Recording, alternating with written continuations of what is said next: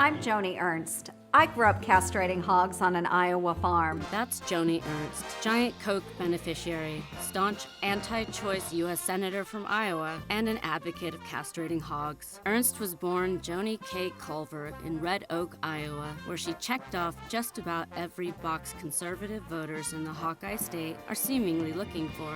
I grew up walking beans and feeding hogs. My mom made all of my clothes. We went to church every week, Ernst said. After graduating as valedictorian of her 1988 class at Stanton High School, Ernst attended Iowa State University, where she joined the ROTC. We didn't have much money, so I was fortunate to be able to attend college with the help of academic and leadership scholarships, she said. But really, Ernst's family reportedly relied on federal aid and raked in $463,000 in federal farm subsidies between 1995 and 2009. The Los Angeles Times notes the database of farm subsidies dates back only to 1995, when Ernst was already 25, but if that period is any indication, her family was probably doing quite nicely even before then, thanks to her fellow taxpayers. My parents taught us to live within our means. It's time to force Washington to do the same. While attending classes at Iowa State, Ernst went on an agricultural exchange to the then Soviet Union, where her path to serve the country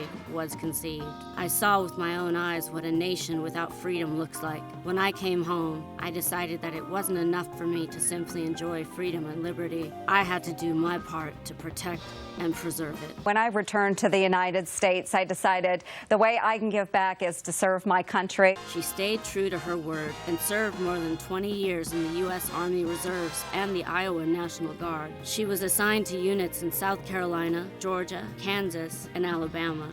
I'm someone that has served in the military for over 22 years. I am a combat veteran. In 2011, Ernst decided to serve her country again, this time in the state Senate, where Ernst sponsored an amendment to outlaw abortion, even in cases of rape and incest. She even believed doctors should face criminal charges for providing services. I think the providers should be punished if there were a personhood amendment. In 2014, Ernst was elected to the U.S. Senate. It wasn't easy at first, as Politico reports. Ernst was hardly raising any money at all, and she was just barely registering in the polls until she was given the infamous Koch treatment, an all-expenses paid trip straight to the Senate. She was invited to a Koch summit in Albuquerque, where she wooed over donors. Months later, an operative named Carl Crow, someone who had worked for the Kochs before, launched a non-profit called Trees of Liberty, which spent over $250,000 in television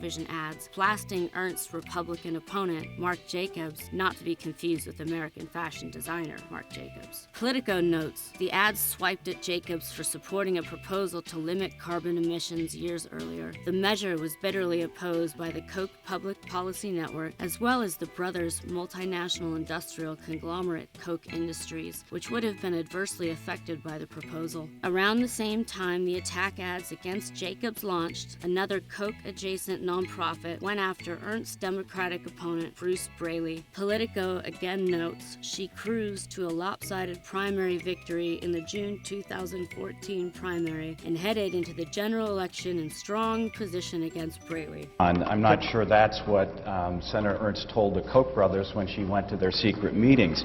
Ernst was in the spotlight for the first time, and she owned it. Her campaign ads received widespread attention for obvious reasons. And once she sets her sights on Obamacare, Joni's gonna unload. While she did have stellar campaign ads about shooting Obamacare, the bump she got from Team Koch was perhaps most vital. Ernst paid another visit to the private Koch summit, where a secret recording revealed a message she gave donors for their crucial role in essentially putting her on the path to the Senate. Really started my trajectory. Ernst defeated Bruce Braley by 8.5 percentage points to become Iowa's first female senator in 2014. 2016. In the Senate, Ernst has been lockstep with Trump, although it's unclear exactly where Ernst, a proud owner of a Harley Davidson, stood when Trump backed a boycott on the bike. It is clear just how much she's backed his agenda. Ernst has voted with the former steak salesman nearly 92% of the time over her career. She has supported both his judicial and executive branch nominees, including Brett Kavanaugh, support that perplexed some when months after his confirmation hearings, she told Bloomberg News that she was raped in college. I didn't want to share it with anybody, and in the era of #MeToo survivors, I always believed that every person is different and they will confront their demons when they're ready, she said. As a survivor of sexual assault, fair enough, it could lead many to wonder why Ernst would lobby her fellow senators to confirm someone who faced credible allegations of sexual assault. I urge my colleagues to put aside partisan gimmicks and games and support the confirmation of Brett Kavanaugh. In addition to backing Kavanaugh, Ernst also backed Trump's massive tax cut for the richest families and largest corporations. She's a staunch opponent of the Affordable Care Act and wants to shoot it with a gun. Oh, and one more thing. Joni doesn't miss much. Ernst also backed Trump's declaration of a national emergency at the border, which even 12 Republicans thought was wild. As we have had so many accomplishments in the Trump administration. Ernst is up for re-election in 2020 in her conservative-leaning battleground state of Iowa, which Trump easily won in 2016. With the help of a little Koch money and Trump changing his tune about Harley Davidson, Ernst might just hop back on it and cruise to another 6-year term in the United States Senate. That's right.